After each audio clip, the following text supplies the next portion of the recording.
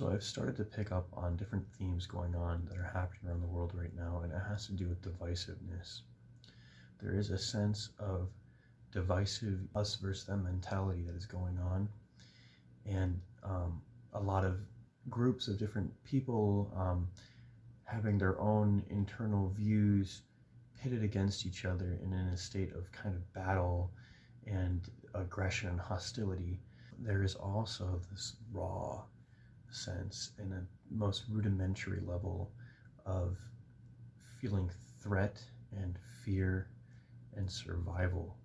Identity being wrapped up solely in the mind means that it gets entangled and enwrapped with all of its personal beliefs, biases, triggers, reactions, instinctual fight or flight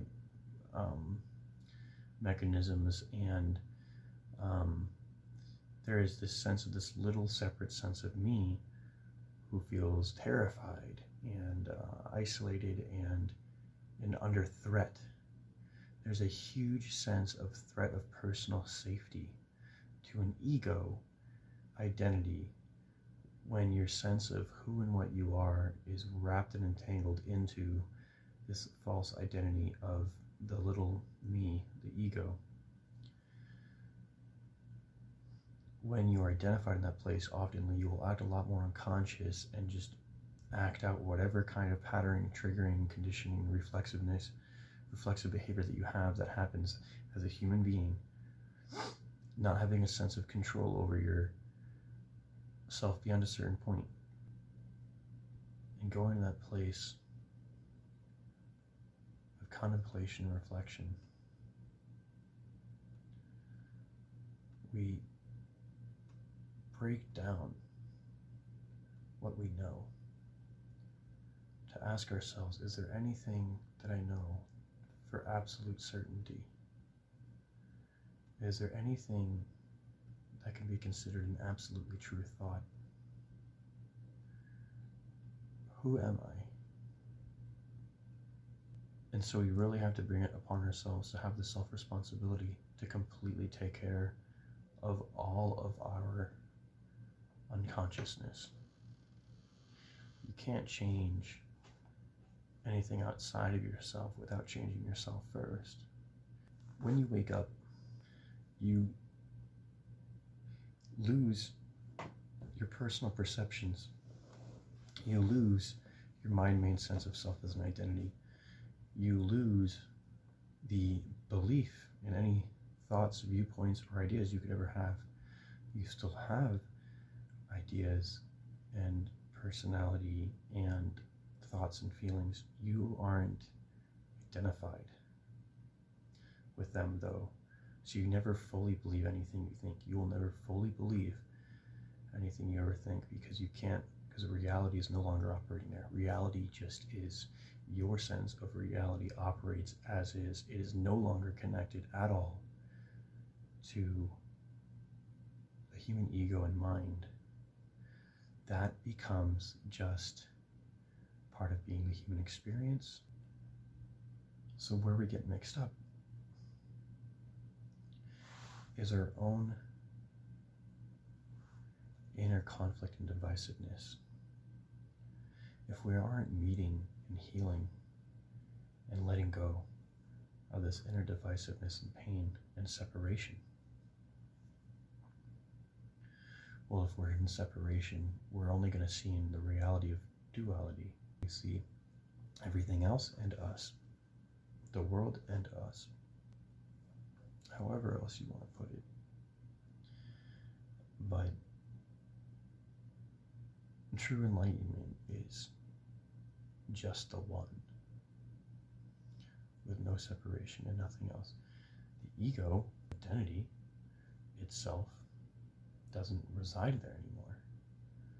It's to say that you are the body, the mind, spirit, totality, the infinite, and everything in between. So it's not a negation to say not the body, not the mind. It doesn't matter about the mind, or it doesn't matter about the body. Or that we're going to disconnect from our humanity and we're going to stop meeting people on the levels that they need to be met. is to say, I am absolutely nothing and I am absolutely everything. There's no political system, ideology, theology, or advancement in science, medicine, or technology that's going to save the human race and the world. The only thing that can truly save us is saving ourselves. And we do that by waking up to the one and only thing that is absolutely true and real. And all of the practices that we use to connect with being and presence, to connect with source and truth, totality, is all a process of dismantling and deconstruction of identity being merged with the egoic state of consciousness, where our entire identity and source of who and what we are is solely defined in body-mind. Self-image and all of the functioning of egoic state of consciousness. What you're doing is dropping yourself completely into the unknown, where you're completely naked in the dark. And the reason behind that is only by leaving behind and burning away everything that is not true,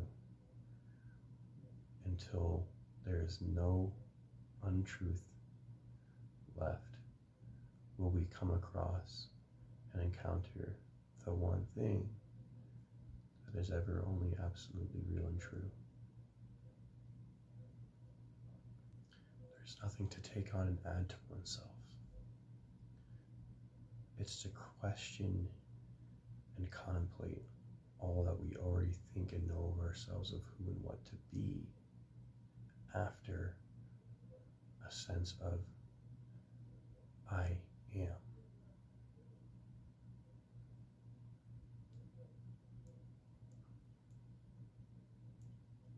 And then through those practices, seeing through our own experience what's really happening from there.